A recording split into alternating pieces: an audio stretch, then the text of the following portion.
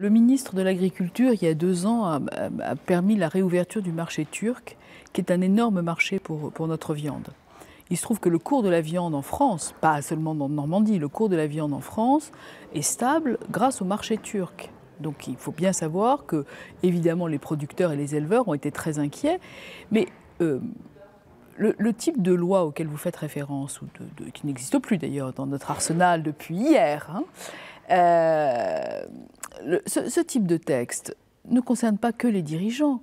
Je dirais que le consommateur turc, l'homme de la rue turque, se sent tout aussi injurié, tout aussi insulté, tout aussi meurtri que les dirigeants.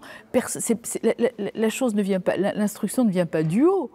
Elle est dans les gènes, elle est dans l'essence. Le peuple se sent humilié, se sent attaqué, et donc réagit. Et en l'espèce, il y a eu des réactions, il y a eu des annulations de commandes, il y a eu un certain nombre de choses, qui avaient d'ailleurs commencé un tout petit peu avant par une augmentation très importante des droits de douane sur la viande morte. Vous savez qu'on livre 2 types de produits en Turquie, des animaux sur pattes, de la viande vivante, et puis de la viande abattue rituellement, dont nos abattoirs sont évidemment les premiers fournisseurs.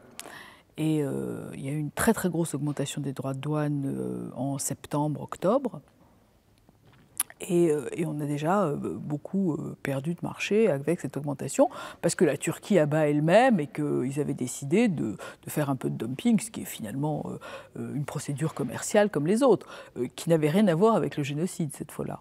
Mais les annulations de commandes, je dirais qu'elles ont été pratiquement spontanées, elles n'étaient pas téléguidées par le gouvernement.